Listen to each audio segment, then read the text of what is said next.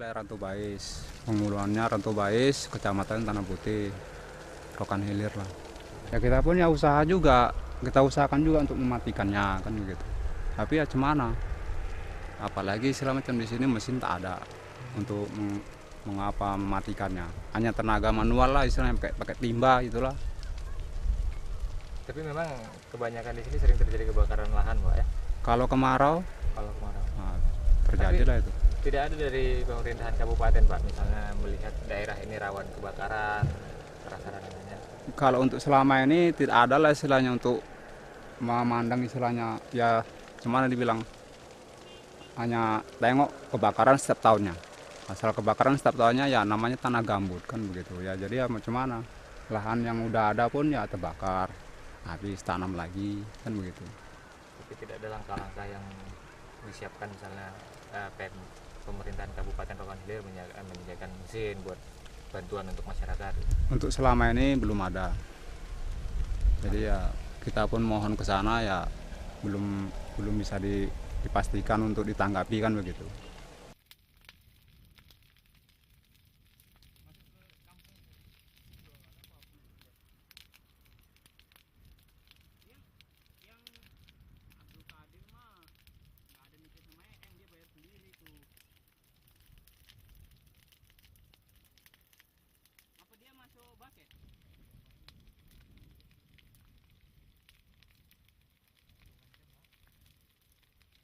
Lahan yang terbakar lahan apa nih, Pak?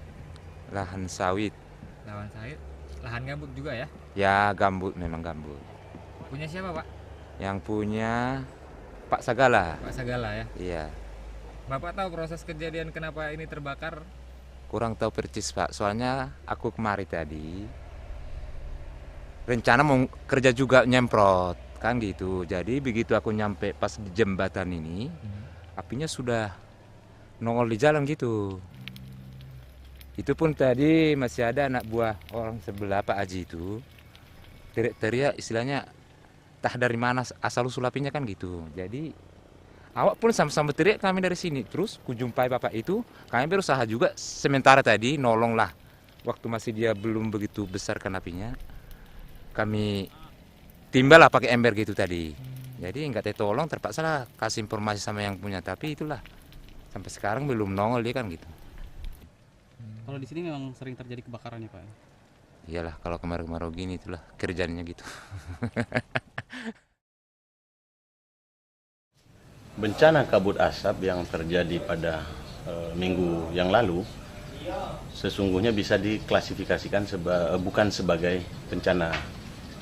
Kenapa tidak disebut bencana? Seharusnya semua pihak bisa mengantisipasi keadaan tersebut. Terlepas kesimpang siuran soal di mana letaknya, kemudian kecenderungan dan perubahan dari kabut asap ini, saya pikir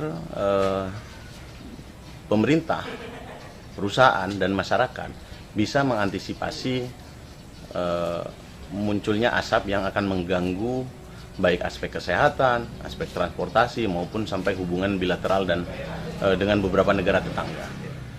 Selayaknya hal yang dapat diprediksi, kabut asap sesungguhnya bisa diantisipasi melalui efektivitas tim ataupun badan yang terbentuk baik oleh perusahaan, pemerintah maupun kerjasama bilateral beberapa negara yang sudah terbentuk. Namun yang menjadi pertanyaan, seberapa efektif mereka bekerja untuk memberikan early warning atau semacam peringatan dini kepada baik masyarakat luas, masyarakat di sekitar lokasi yang punya potensi kebakaran, hingga kepada negara-negara yang kemungkinan akan terkena dampak. Telapak Badan Teritori Riau menghimbau dan menuntut tanggung jawab dari badan-badan atau tim-tim kerja yang sudah dibentuk untuk dapat menjalankan fungsinya sehingga tidak sekedar yang dilakukan sebatas pada upaya penanggulangan, tetapi juga kegiatan berupa pencegahan hingga akhirnya kabut asap ini tidak menimbulkan bencana untuk wilayah yang lebih luas hingga ke negara tetangga.